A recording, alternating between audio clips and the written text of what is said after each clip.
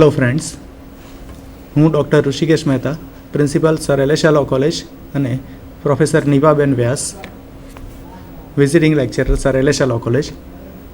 આજે આપની સમક્ષ માનવ અધિકારો કે હ્યુમન રાઇટ્સ એ વિશે થોડી ચર્ચા કરીશું. મિત્રો, being citizen of any democratic country, we must know what is human right. The term human right is not at all unfamiliar nowadays. લોકશાહી દેશના દરેક વ્યક્તિએ માનવ અધિકારો એટલે શું તે જાણવું અત્યંત જરૂરી છે, આવશ્યક છે. અને આજના યુગમાં જ્યારે દરેક વ્યક્તિ પોતે રાઇટ કોન્શિયસ થયો છે, ત્યારે માનવ અધિકારો એ શબ્દ ક્યાંથી આવ્યો, એનો ઉદ્ભવ સ્થાન શું છે અને કેટલો જૂનું છે આ કન્સેપ્ટ, એ આપણે સમજવું અત્યંત જરૂરી બને છે. તો અહીં આપણે માનવ અધિકારો એ એક LLBના અભ્યાસક્રમમાં પેપર તરીકે આવરી લેવામાં આવેલું છે. તો માનવ અધિકારો એનો ઉદ્ભવ સ્થાન આપણે જોઈએ તો સૌથી પહેલાં આ શરૂ કરીશું આપણે કન્સેપ્ટથી, કે concept of human rights it is as old as the doctrine of natural rights. Natural રાઇટ્સનો જે સિદ્ધાંત છે એના જેટલો જૂનો આ માનવ અધિકારનો જે કન્સેપ્ટ છે એ કહી શકીએ આપણે. અને એવું જરૂરી નથી કે પહેલાં એટલે કે 1945 પહેલાં જ્યારે શબ્દ માનવ અધિકાર અસ્તિત્વમાં ન હતો ત્યારે માનવ અધિકારો મળતા ન હતા, પરંતુ it has been developed more after second world war.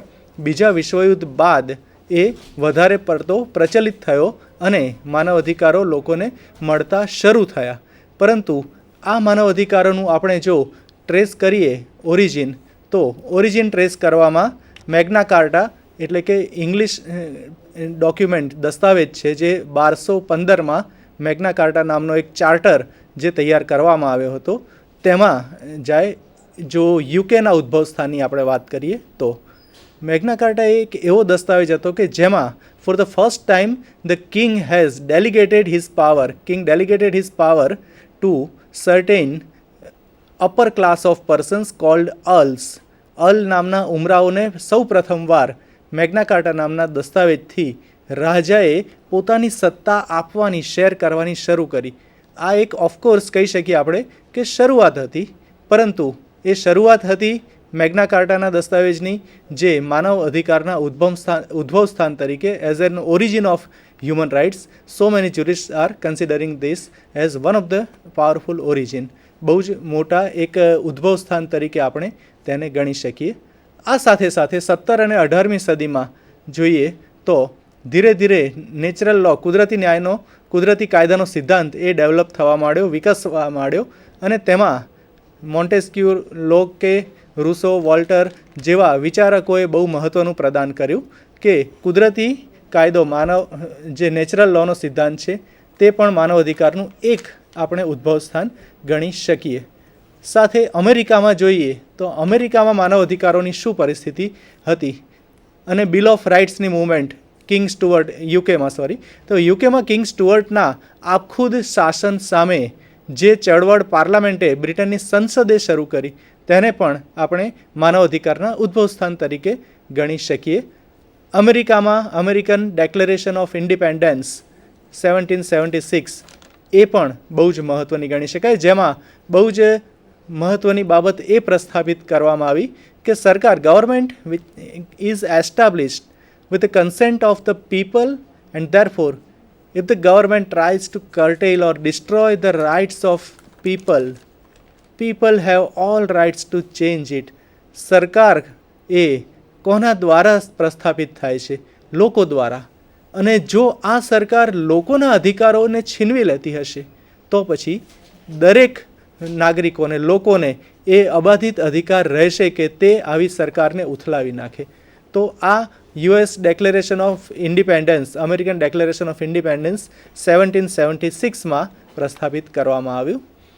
એ જ વખતે 1941માં પ્રમુખ Franklin Roosevelt, who was considered to be one of the propounder of human rights, એમણે 4 અલગ અલગ સ્વાતંત્ર્યો અમેરિકન નાગરિકોને આપ્યા, સમર્પિત કર્યા, જેમાં freedom of speech, religion, want and freedom from fear આ 4 ફ્રીડમ મહત્ત્વના માનવ અધિકાર તરીકે આપી અને એમણે કહ્યું કે freedom means the supremacy of human rights everywhere and our support એટલે કે અમેરિકાનો support goes to those who struggle to gain these rights or keep them. એટલે કે જે કોઈ વ્યક્તિ કે જે કોઈ દેશના લોકો જો સ્વતંત્રતા સામેની ચળવળમાં કંઈ પણ તેમનું પ્રદાન કરતા હશે તો અમેરિકાનો સપોર્ટ હંમેશા તેમની સાથે રહેશે, આવું the then president of USA Franklin રૂઝવેલ્ટે જણાવ્યું. આનાથી આગળ આપણે જોઈએ તો ફ્રાન્સની રાજ્યક્રાંતિ with the fall of the fort of બેસ્ટાઇલના કિલ્લાના પતનથી ફ્રાન્સની રાજ્યક્રાંતિ શરૂ થઈ. તેને પણ બહુ જ મહત્ત્વનું માનવ અધિકારનું સ્ત્રોત આપણે ગણી શકીએ. Paris declaration 1856 and establishment of Red Cross society બહુ ઉમદા હેતુથી કોઈ પણ યુદ્ધમાં ઘવાયેલા સૈનિકો એમની મદદ માટે સ્થાપના એની કરવામાં આવી હતી. તો આ પણ એક જાતના માનવ અધિકારમાં બહુ મહત્ત્વની ચળવળ ગણી શકાય. રશિયન ક્રાંતિ, fall of king tsar and rise of communism in Russia, ઝારના આખુદશાહીના અંત અને સમાજવાદી આખી પ્રથા એનો આરંભ, આ પણ માનવ અધિકારનું એક ઉદ્ભવ સ્થાન આપણે ગણી શકીએ. સાથે વિશ્વભરમાં ખાસ કરીને અમેરિકામાંથી ગુલામી પ્રથાની નાબૂદી, એ પણ માનવ અધિકાર તરફે બહુ મહત્ત્વનો વિકાસ, ડેવલપમેન્ટ આપણે ગણી શકીએ. કારણ કે દરેક વ્યક્તિ સમાન છે એમ જોવા માટે સૌ પ્રથમવાર આ માનવ અધિકાર તરીકે ગુલામી પ્રથાની નાબૂદી એ વ્યવસ્થિત રીતે પ્રચલિત બની 19મી સદીની શરૂઆતમાં. આગળ આપણે જોઈએ ભારતમાં શું પરિસ્થિતિ હતી. તો ભારતમાં ઋગ્વેદમાં બહુ પહેલેથી કહેલું છે મૈકવ માનુષી જાતિહી, એટલે કે there is only one race that is of human being. માણસની અલગ અલગ જ્ઞાતિ નથી હોતી, પરંતુ માત્ર એક જ સમુદાય, માનવ સમુદાય તરીકે ઋગ્વેદ ગણે છે, જુએ છે. Rise and spread of Buddhism as well as Jainism is also considered to be the development of human rights. King અશોકે કલિંગ જીત્યા બાદ તેને થયેલા પસ્તાવા બાદ જે માનવ અધિકારની ચળવળ શરૂ કરી તેની અહીં બહુ જ બુદ્ધિઝમની આખું ધર્મની પ્રચલિત થયો આગળ, તેમાં મહત્ત્વનું પ્રદાન ગણી શકીએ આપણે. Entire freedom movement of India, it was based upon non violence and non cooperation. અહિંસા દ્વારા અને અસહકાર દ્વારા જે સ્વાતંત્ર્યની ભારતમાં ચળવળ થયેલી એ પણ અહીં મહત્ત્વની ગણી શકાય. જુદા જુદા કવિઓ અને ગઝલકારોએ પણ બહુ મહત્ત્વનું પ્રદાન કરેલું છે. ભલે તેમની ગઝલની કૃતિમાં ક્યાંય કે કવિતામાં કે લોકગીતમાં માનવ અધિકાર શબ્દ નથી પ્રચલિત, આમ છતાં પણ તેમનું પ્રદાન એટલા માટે આપણે મહત્ત્વનું ગણી શકીએ કે તેમણે બહુ જ કોમન મેન કે સામાન્ય સ્તરના માનવીને પણ એમને ગળે ઉતરે તે રીતે સરસ રીતે આ માનવ અધિકારની વાત કરેલી છે. સૌ પ્રથમ પોએટ અમૃત ઘાયલ, જે બહુ પ્રચલિત ગઝલકાર છે, તેમણે એક સરસ ઉક્તિ કહી છે કે ખાવા મુઠ્ઠી ધાન તો આપો, ભાંગ્યું તૂટ્યું મકાન તો આપો, આ બાગમાં અમારો ભાગ છે એ તો આપો, માનવીને માનવીનો મિજાજ તો આપો. આ બાગમાં અમારો ભાગ છે, meaning thereby in the entire world having tremendous natural resources, every human being is entitled to get the natural resources and to have the benefit of the natural resources. કુદરતી સંપત્તિ જે વિશ્વરૂપી આખા બાગમાં છે તે દરેક વ્યક્તિ એને મળવાપાત્ર છે, અને એમાં કોઈ પણ વ્યક્તિ પોતે પોતાની મોનોપોલી અથવા તો બીજાના ભોગે તે લઈ શકે એ શક્ય નથી. કારણ કે દરેકને ઈશ્વરે, કુદરતે સરખા ભાગે સંપત્તિ વહેંચીને ખાવા માટે કે વહેંચીને તેનો ઉપભોગ કરવા માટે આપેલી છે. એ જ રીતે કવિશ્રી ઉમાશંકર જોશીએ માત્ર એક જ શબ્દોમાં કહ્યું છે કે હું માનવી, માનવ થાઉં તો ઘણું. તો આ પણ એક બીજા વ્યક્તિઓ તરફે સંવેદના પ્રદર્શિત કરતી બાબત છે. તો માનવ અધિકારોમાં આ પણ આવી શકે છે. અને છેલ્લે લોકગીતો જે બહુ જ જૂના વિસરાયેલા લોકગીતો છે તેમાં પણ કવિ દુલા કાગે જે કહેલું છે, એક આખી સરસ લોકગીતની રચના છે કે તારા આંગણિયા પૂછીને જે કોઈ આવે રે, આવકારો મીઠો આપજે. એટલે કે whoever comes having some trouble, at least you cannot remove that trouble, but just try to listen to their troubles, and if possible you may solve the trouble, but don't ignore them. એમને તમે અવગણશો નહીં. તો આ બધી બાબતો એ માનવ અધિકારની પ્રચલિત જે ભારતમાં ઉદ્ભવ સ્થાન છે એના કરતાં વિકાસ કઈ રીતે થયો તે બાબતની થોડી ઝાંખી આપે છે. હવે આનાથી આગળ માત્ર ડેફિનેશન જોઈએ આપણે માનવ અધિકારની. એના કરતાં પણ પહેલાં નેચર એટલે સ્વરૂપ જોઈએ માનવ અધિકારનું. તો સ્વરૂપ કઈ રીતનું આપી શકાય? Human rights put restriction upon the governmental powers. માનવ અધિકારો કોની સામે મળે છે? માનવ અધિકારો મળે છે તે સરકારના સામે મળે છે, જે તે શાસક સામે મળે છે.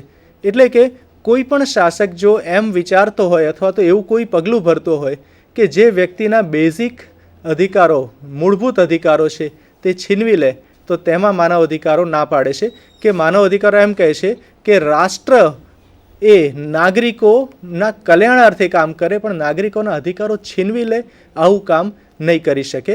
એટલે કે સૌથી પહેલી બાબત આ હતી કે માનવ અધિકારો એ સ્વરૂપની દ્રષ્ટિએ જોઈએ તો તે રાજ્ય સામે મળતા અધિકારો છે અને રાજ્યને તે અવરોધે છે કે તમારે નાગરિકોના અધિકાર છીનવી નહીં લેવાના.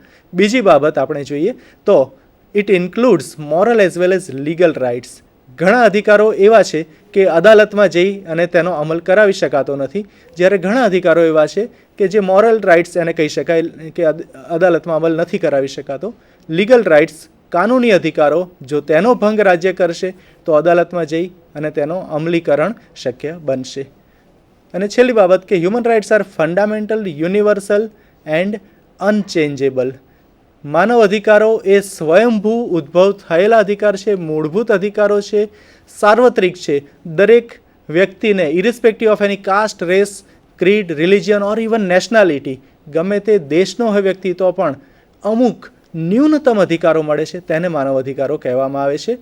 અને અહીં જો બે વ્યાખ્યાઓ આપણે જોઈએ તો જ્યુરિસ્ટ દુર્ગાદાસ બાસુએ પણ વ્યાખ્યા આપી છે કે એની person being member of human family is entitled to have certain basic human rights because he is a member of human family, irrespective of any condition, and these rights are available against the state action, then they are called human rights.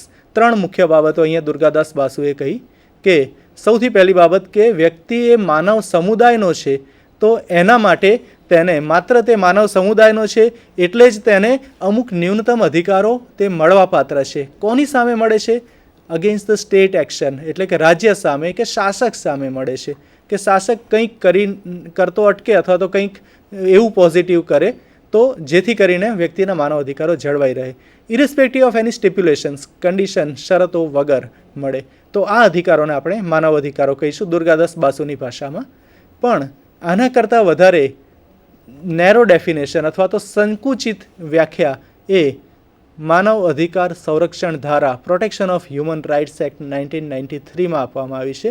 1993ના protection of human rights એક્ટમાં section 2(1) એમાં જે કહેવામાં આવી છે, આપવામાં આવી છે વ્યાખ્યા, એ જોઈએ આપણે.